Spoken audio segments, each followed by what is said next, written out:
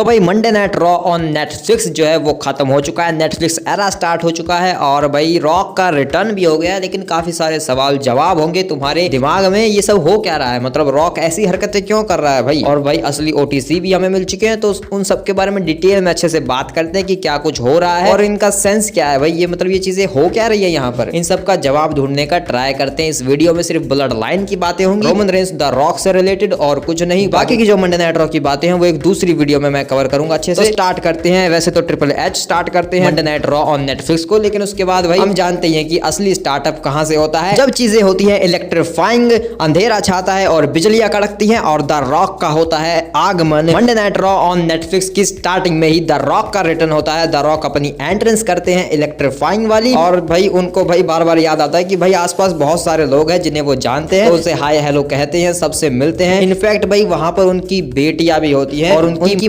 माताजी भी होती है। द रॉक की माताजी अवेलेबल है भाई यहाँ पर। इनको देखते ही मैं समझ गया था कि भाई आज रॉक जो है बदतमीजी वाली बातें बिल्कुल नहीं करने वाला, बिल्कुल शांत स्वभाव वाली बातें करेगा। इसलिए भाई हमें आज जो है फाइनल बॉस नहीं बल्कि द पीपल चैंपियन देखने को मिला इस शो के ऊपर, क्योंकि ऑफ कोर्स नॉट भाई कोई भी इंसान जो है अपनी माताजी और अपनी बेटियों के सामने, इतनी छोटी बेटियों के सामने गालियां वालियां तो नहीं देगा, और वो भी द रॉक जैसा इंसान भाई। तो इसलिए भाई आज हमें जो है शुद्ध पारिवारिक द रॉक देखने को मिला है भाई, और कुछ नहीं। इसके पीछे का आंसर यही है कि क्यों उसने आज इतनी अच्छी अच्छी बातें की।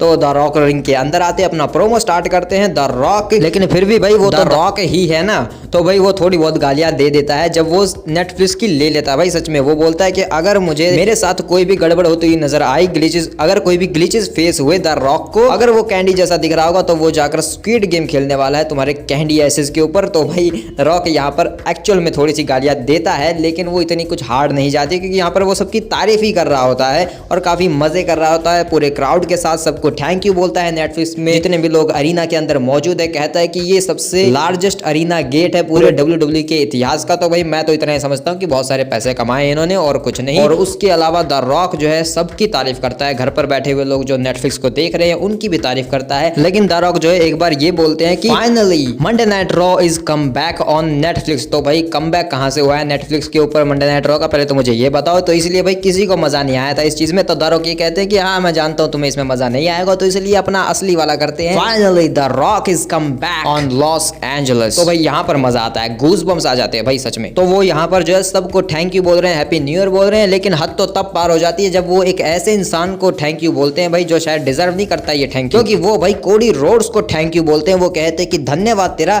इस पूरे WWE को अपने कंधों पर चलाने के लिए, तू इस फिलहाल जो है इस कंपनी को अपने कंधों पर चला रहा है, तो सबसे बड़ा थैंक यू तुझे ही मिलता है। और हाँ, मामा रोड्स को मेरा हेलो जरूर बोल देना भाई, ऐसा कहता है द रॉक कोडी रोड्स को। ये चीज एक्सपेक्ट तो किसी ने भी नहीं की थी कि भाई द रॉक जो है वो कोडी रोड्स की तारीफ करेगा रे भाई। लेकिन भाई इसी में देखा जाए तो उसकी बेइज्जती भी है, क्योंकि अपने कंधों पर तो नहीं चला रहा फिलहाल WWE को, चला रहा है क्या, मतलब भाई जो कोडी रोड्स के हेटर हैं उनके लिए तो भाई रॉक ने जो है बेइज्जती की है कोडी रोड्स, क्योंकि इसी में उसकी बेइज्जती है भाई कि वो WWE को अपने कंधों पर चला रहा है। वो WWE का सबसे बड़ा चैंपियन है, ये WWE है, तो भाई इसमें उसकी बेइज्जती ही है, क्योंकि वो ऐसा कुछ नहीं है।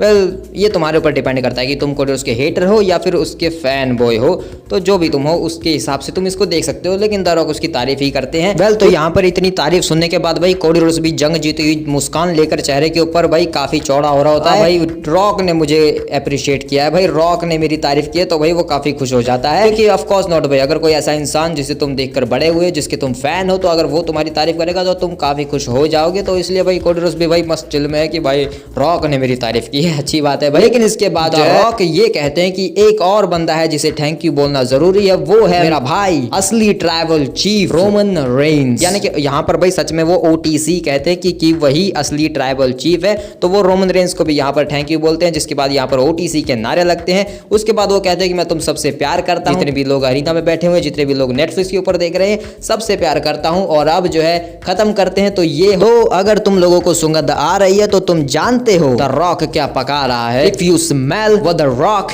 Is cooking. अपना भाई वो कैच पर एप्स करके इस चीज को खत्म करते अपने प्रोमो को, और भाई रिंग साइड पर जाकर गले लग जाते हैं कोडी रोड्स के। भाई कुछ भी कर, लेकिन गले क्यों लग गया, ये तो गलत किया ना भाई। वेल कोई बात नहीं भाई, अच्छे मूड में आज, तो इसलिए भाई सबको थैंक यू बोल रहा है। उसके बाद शो के ऊपर सोलो सिकवा आते हैं, और भाई देखो नए अनाउंसर्स डेस्क सजा दिए हैं। ये टूटते भी हैं कि नहीं, मतलब भाई पूरे शो पे ये लोग नहीं टूटे भाई। सोलो सिकवा अपनी एंट्रेंस कर लेते हैं। उसके बाद रोमन रेंस भी अपनी ग्रेटनेस वाली एंट्रेंस करते हैं भाई, जिसे सुनकर भाई सच में भाई ऐसा लगता है जैसे हवा में उड़ रहे हो। लेकिन अलीशा टेलर ट्राइबल कॉम्बैट को अनाउंस अनाउंस करती हैं और सोलो सिकोआ को इंट्रोड्यूस करती हैं। उसके बाद पॉल हेमन वो माइक ले लेते हैं और उसके बाद वो अपनी आवाज में रोमन रेंस को इंट्रोड्यूस करते हैं। देन सोलो सिकोआ जो है उला फला को निकाल कर पॉल हेमन को दे देता है, जैसा कि उसने कहा था कि तुझे ये रखनी है उला फला अपने हाथों में मैच के दौरान। देन शो के ऊपर ये मैच स्टार्ट हो जाता है। सोलो सिकोआ मैच में स्टार्टिंग में कंट्रोल बना लेता है भाई, रिंग साइड पर जाता है, अनाउंसर्स डेस्क के ऊपर एक स्पिनिंग सोलो हिट करता है रोमन रेंस के ऊपर सोलो सिकोआ रिंग साइड पर। और उसके बाद भाई वो जो छोटी छोटी टीवीज रखी होती हैं भाई अनाउंसर्स डेस्क के ऊपर, उसे उठाकर रोमन रेंस के सर पे देके मारता है। देन स्टील स्टेप्स भी उठाता है और उसे रोमन रेंस के ऊपर फेंक देता है भाई दूर से ही, और रोमन रेंस नीचे गिर जाते हैं। देन रिंग के अंदर आता है और चेयर शॉट हिट करने लगता है सोलो सिकोआ रोमन रेंस को, लेकिन रोमन रेंस यहाँ पर पलटवार करते हैं और उन्हीं चेयर से फिर सोलो की बैंड बजाते हैं बुरी तरीके से। उसके बाद रोमन रेंस भाई वो एज और रैंडी ऑर्टन वाला डेडली मूव हिट करने जाते हैं, दो चेयर्स के बीच में फंसाकर सोलो सिकोआ के चेहरे के ऊपर, लेकिन सोलो सिकोआ यहाँ पर एक लो ब्लो हिट करके स्पिनिंग सोलो हिट करते हैं, पिन होता है लेकिन किक आउट। उसके बाद सोलो सिकोआ एक टेबल निकालते हैं लेकिन खाते हैं ड्राई ब्राई रोमन रेंस की तरफ से। भाई ड्राई ब्राई काफी अच्छा मूव लगता है मुझे। उसके बाद रोमन रेंस रिंग के अंदर टेबल सजाते हैं, लेकिन सोलो सिकोआ भाई किंडो स्टिक निकाल के लाता है और रोमन रेंस को बुरी तरीके से बजाता है, और उन किंडो स्टिक्स को भाई वो सोलो सिकोआ रोमन रेंस के मुंह के अंदर डाल देता है भाई, और डाल के उसे चिल्ला चिल्ला के कहता है कि मैं तुझसे बहुत प्यार करता हूं। भाई कैसा प्यार करता है। रोमन रेंस यहाँ पर वापसी करते हैं, वो सोलो सिकोआ को पावर बम में उठाकर टेबल के आर पार कर देते हैं जो उन्होंने खुद सजाया था, पिन करते हैं। लेकिन यहाँ पर तामा तोंगा रिंग साइड से रेफरी को नीचे खींच लेता है और रिंग के अंदर जेकब फाटू आते हैं, सुपर किक्स और एजुकेशन डीडीटी हिट कर देते हैं रोमन रेंस को। उसके बाद अपना मूल सॉल्ट फिनिशर भी हिट करते हैं। देन सोलो सिकोआ समन स्पाइक बजाते हैं रोमन रेंस को, पिन होता है 1-2, लेकिन रोमन रेंस किक आउट कर देते हैं, जिसका सारा गुस्सा जो है ये लोग बेचारे रेफरी के ऊपर निकाल देते हैं भाई। उसे समन स्पाइक बजा देते हैं कि कहते हैं कि तूने अच्छे से काउंट नहीं किया, ले खा अब समन स्पाइक। उसके बाद रोमन रेंस को अगेन मारने के लिए उठाते हैं, लेकिन यहाँ पर सैमी ज़ेन और जिमी ऊसो आ जाते हैं अपने भाई को बचाने के लिए। जेकब फाटू तामा तोंगा को साइड करते हैं, सोलो सिकोआ को एक सुपर किक, उसके बाद हलवा किक। देन रोमन रेंस की तरफ से एक स्पीयर मिलती है और कहते हैं कि भाई जल्दी रेफरी को भेजो, रेफरी को भेजो। तो एक नया रेफरी आता है मैच में, वो पिन करता है 1-2, लेकिन किक आउट हो जाता है। जिसके बाद सैमी ज़ेन और जिमी ऊसो रिंग साइड पर सुसाइड डाइव लगाते हैं जेकब फाटू तामा तोंगा के, उन्हें मारपीट कर बैक स्टेज में लेकर चले जाते हैं। रोमन रेंस यहाँ पर स्पीयर की तैयारी करते हैं, उसके लिए रॉर करने वाले होते हैं, लेकिन अचानक से केविन ओवंस आकर स्टनर हिट कर देता है रोमन रेंस को और पिन फॉल करता है सोलो सिकोआ, लेकिन किक आउट। भाई केविन ओवंस यहाँ पे कर क्या रहा है, माना कि वो रोमन का दुश्मन है लेकिन वो सोलो की मदद क्यों कर रहा है। लेकिन यहाँ पर अमेरिकन नाइटमेयर कोडी रोड्स आते हैं, केविन ओवंस के ऊपर अपना कोडी कटर हिट करते हैं और लड़ते हुए भाई ऑडियंस के बीच लड़ते लड़ाते भाई ये पता नहीं कहां चले जाते हैं, और रिंग के अंदर रोमन रेंस सुपरमैन पंच की तैयारी करते हैं, लेकिन सोलो सिकोआ पलटवार करता है। रोमन रेंस अगेन पलटवार करके एक स्पीयर हिट कर देते हैं। उसके बाद वो रॉर करते हैं और एक फाइनल स्पीयर हिट करते हैं सोलो सिकोआ की छाती के आर पार। 1-2-3 होता है और रोमन रेंस असली ट्राइबल चीफ बन जाते हैं, finally the only tribal chief, जो कि काफी इमोशनल मोमेंट था भाई। मे भी भाई काफी लोगों के लिए काफी इमोशनल मोमेंट था, क्योंकि भाई पॉल हेमन तो यहाँ पर पक्का रोने वाला था भाई। वो अपने घुटनों पर आ जाता है उला फला को लेकर, लेकिन अचानक से रॉक वापस आता है भाई शो के ऊपर। रॉकर जो है रिंग के अंदर आते हैं। मैं तो जानता हूँ भाई रॉक क्या करने आया था, मैं तुम्हें बाद में बताऊंगा। यहाँ पर रॉक जो है पॉल हेमन से बात करते हैं और उला फला को अपने हाथ में ले लेते हैं। देन वो रोमन रेंस को उला फला खुद अपने हाथों से पहनाते हैं। उसके बाद वो जैसे भाई अपने भाई से हमेशा मिलते हैं, रोमन रेंस से हाथ मिलाते हैं और रोमन रेंस के गले लगते हैं और कहते हैं कि तेरा मोमेंट है, तुझसे बहुत प्यार करता हूँ। रोमन रेंस भी कहते हैं कि मैं भी तुझसे बहुत प्यार करता हूँ, और उसके बाद Roman Reigns we the one वाला साइन करते हैं, सारी ग्रेटनेस को अपने अंदर सोखते हैं। और भाई वो साइड में खड़ा है भाई, देख रहा है सब कुछ, पता नहीं बस उसके दिमाग में क्या चल रहा है, बस उसके ऊपर बात करेंगे हम लोग। इसी ग्रेटनेस को लेते हुए अपने अंदर सोख कर रोमन रेंस जो है बैक स्टेज चले जाते हैं। वहां पर पॉल हेमन उनसे पूछते हैं कि आप जो है अब वापस बन चुके हैं ट्राइबल चीफ, तो बताइए सेलिब्रेशन कब करें हम। रोमन रेंस यहाँ पर कहते हैं 27 जनवरी को, और उसके बाद हमें दिखता है 2K25 का लोगो, यानी कि भाई 27 जनवरी को 2K25 का एक अनाउंसमेंट ट्रेलर आने वाला है। ठीक है भाई, लेकिन ट्राइबल चीफ सेलिब्रेशन का क्या भाई, वो कब होगा? वो भी 27 जनवरी को। उस दिन तो वैसे भाई उसके आसपास सैटरडे नाइट मेन इवेंट भी होने वाला है, तो मे भी शायद Roman Reigns Saturday night main event के लिए कुछ ना कुछ प्लान कर रहे होंगे, तो देखेंगे भाई वो सब क्या होगा। लेकिन द रॉक भाई पता है भाई शो भाई चल ही रहा है, लेकिन ये बंदा बैक स्टेज में जाकर अपना कंटेंट इकट्ठा कर रहा है 1 महीने तक डालने के लिए। बैक स्टेज में जाकर भाई लीक कर रहा है भाई, स्टोरी लाइन गई तेल लेने, क्योंकि पीछे कुछ नहीं होता भाई, पीछे सब लोग दोस्त होते हैं, हम जानते हैं। तो ये तो भाई पूरा लीक ही कर दिया द रॉक ने आज भाई।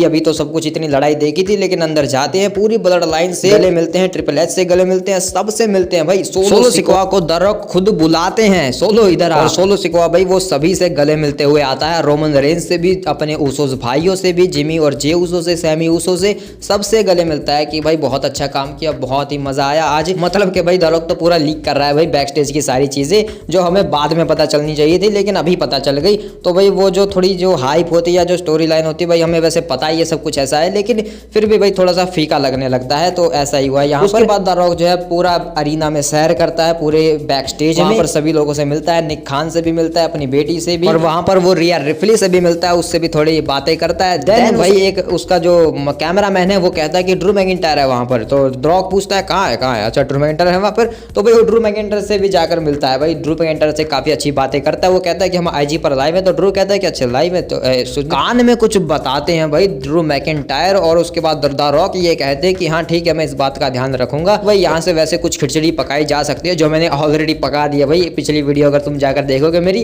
तो मैंने सच में भाई बहुत सारी खिचड़ी पकाई है, तो तुम जाकर देख सकते हो अगर तुम्हें इंटरेस्ट हो इन सब चीजों में, फैंटेसी वाली चीजों में, तो तुम देख सकते हो कि मेरे दिमाग में क्या कुछ चलता है। लेकिन उसके बाद भाई हद ही पार हो जाती है, द रॉक जो है फिर से जाकर कोडी रोड से मिलता है भाई, कोडी रोड भाई इन दोनों को साथ में देखना भाई बिल्कुल हजम नहीं होता है भाई मुझे, क्योंकि पिछली साल जो हमने इन चीज़ों के इनके साथ जो चीज़ें देखी थी ना भाई, इन दोनों ने जिस तरीके से एक दूसरे की बैंड बजाई, कैसे द रॉक भाई कोडी रोड्स को इतनी बुरी तरीके से मारता था भाई, वो सब देखने के बाद भाई कौन इन दोनों को एक साथ देखना चाहेगा इतने हंसते मुस्कुराते हुए।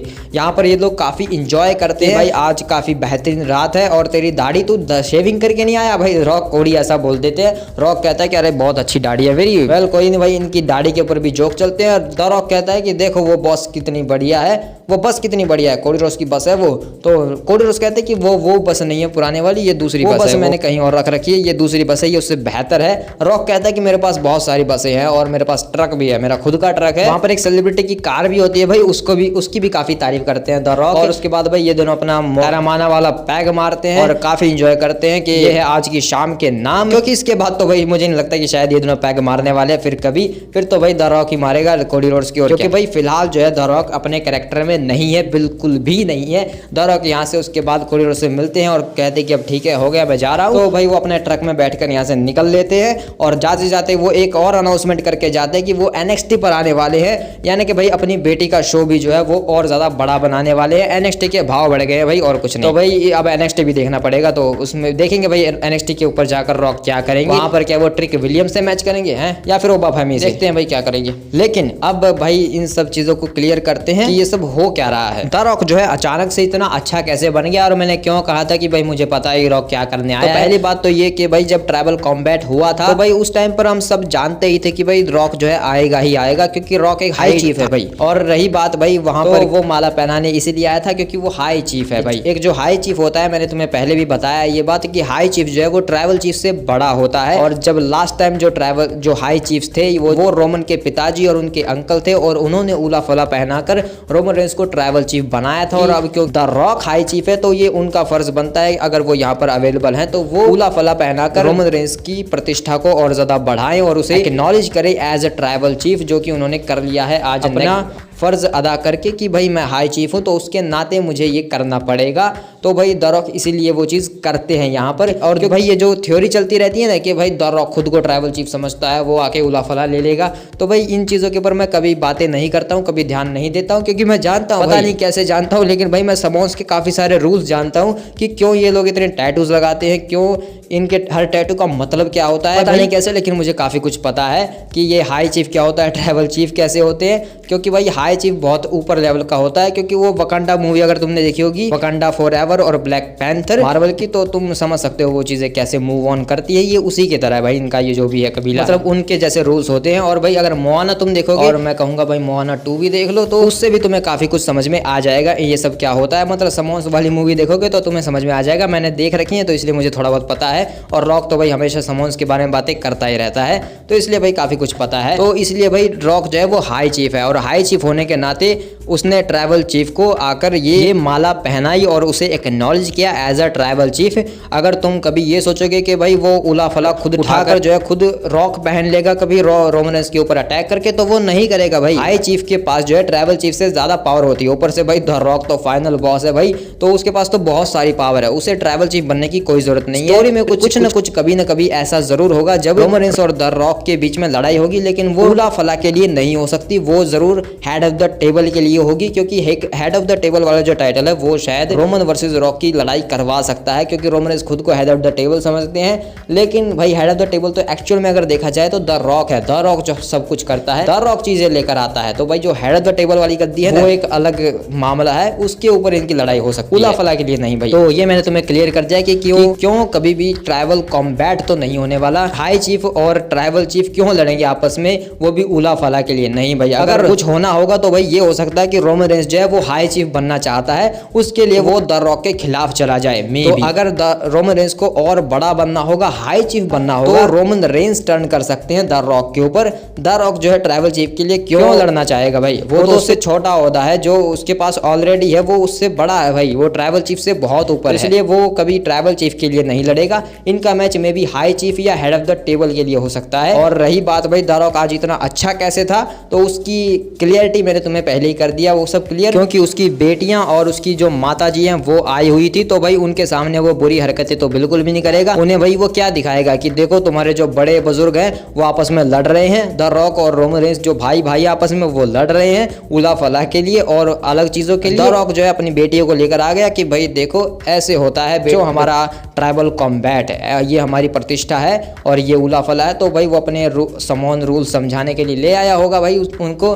और भाई द रॉक क्यों भाई अपनी बुरी शेड्स दिखाएगा माता जी को और अपने बच्चों को, तो ऐसा इसलिए था कि भाई रॉक आज कैरेक्टर में था ही नहीं। और भाई अगर तुम्हें याद हो तो ट्रिपल एच ने एक पॉडकास्ट में कहा था कि रॉ नेटफ्लिक्स के ऊपर जो भी कुछ होगा चीजों का एंड होने वाला है, उसके बाद नई चीजें स्टार्ट होंगी। उनका जो स्टोरी में सेंस है वो ज्यादा नहीं होने वाला, यानी कि स्टोरी से रिलेटेड ज्यादा कुछ चीजें तुम्हें देखने को नहीं मिलेंगी, उसके बाद चीजें स्टार्ट होंगी। यहाँ से जो है एक बिल्डअप स्टार्ट होगा, लेकिन यहाँ पर जो होगा रॉ नेटफ्लिक्स के ऊपर उन्हें कुछ भी टीज नहीं किया जाएगा और ना ही कुछ आगे के लिए सेटअप होगा। यहाँ पर जो भी कुछ होगा मतलब ज्यादा चीजें नहीं होंगी। तो इसलिए भाई द रॉक ने भी सोचा कि जब स्टोरी में कुछ सेंस बनना ही नहीं है, आज का जो शो है वो एक फिलर टाइप और एंजॉयमेंट और मतलब कि पार्टी से भरा हुआ है, तो मैं क्यों अपनी एनर्जी वेस्ट करूं, फाइनल बॉस बन के मैं पीपल चैंपियन बन के चलता हूं। तो इसलिए भाई द रॉक जो है आज पीपल चैंपियन बन के आए थे, ना कि द फाइनल बॉस, क्योंकि अगर वो आता तो भाई फिर कोड़ी की बहुत बुरी बेइज्जती होती और शायद पिट भी जाता वो। ऊपर से शायद वो रोमन रेंस से आंख भी लड़ाता, मतलब शायद उसको उला फला पहनाता नहीं भाई, वो उला फला लेकर निकल जाता बैकस्टेज में, कहता कि ये उला फला तू तेरे लायक नहीं है, मैं किसी और को ट्राइबल चीफ बनाऊंगा अपना।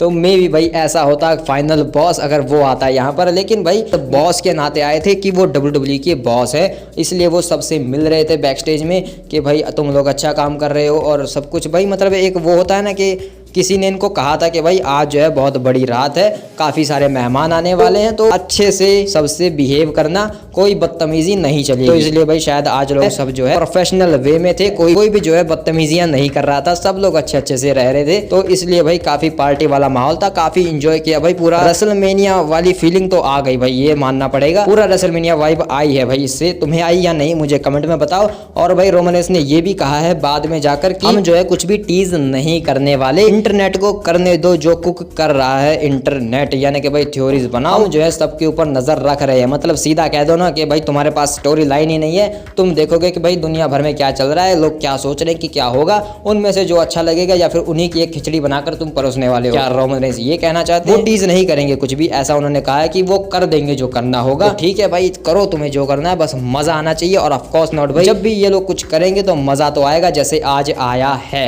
और भाई पॉल हेमन ने ये भी कहा कि कोविड-19 एरा से हम जो है नेटफ्लिक्स एरा में आ गए हैं और उसका बहुत सारा श्रेय जाता है रोमन रेंस की। भाई कंपनी जो है डूब रही थी और उसे इतने ऊपर लेकर आ चुके हैं कि भाई नेटफ्लिक्स जो कि एक ग्लोबल स्ट्रीमिंग प्लेटफॉर्म है, सबसे बड़ा स्ट्रीमिंग प्लेटफॉर्म, वहां पर WWE स्टैंड कर रही है अभी। तो इसका सारा श्रेय जो है वो रोमन रेंस को देते हैं, OTC को देते हैं। तो भाई अच्छी बात है भाई, दोगे ही। और मैं भी मानता हूँ कि भाई हाँ भाई ऐसा तो है भाई, रोमन रेंस ने जो भी चीजें की हैं कंपनी के लिए वो बहुत ज्यादा बड़ा मूव है, बहुत बड़ी है वो चीजें, और उन्हीं की वजह से शायद भाई आज WWE जो है इस स्टेज पर आ चुका है, इतना बड़ा बन चुका है। तो भाई ये चीज को एक्नॉलेज तो करना पड़ेगा। हम ये नहीं कह सकते कि भाई सिर्फ रोमन रेंस की वजह से वो हुआ है, लेकिन रोमन रेंस ही जो है फेस रहा है इस चीज का। उसके पीछे काम करने वाले बहुत सारे बंदे हैं, बहुत सारे दिमाग जिन सबको मिलाकर ये चीज बनी है। तो भाई बहुत ही बेहतर चलने वाला है इन फ्यूचर WWE का। देखते हैं कि कैसा होगा। लेकिन भाई ये जो भी कुछ हुआ है ना भाई द रॉक की तरफ से, जो इतना अच्छा बिहेवियर और इतनी शांति देखने को मिली है ना, तो भाई मुझे तो ऐसा लगता है कि ये तूफान आने से पहले वाली शांति है। तो भाई अब पता नहीं कि भाई द रॉक जो है किसी तरीके का तूफान लाने वाले हैं, वो देखने लायक बात होगी कि भाई द रॉक ने कुछ तो सोचा होगा,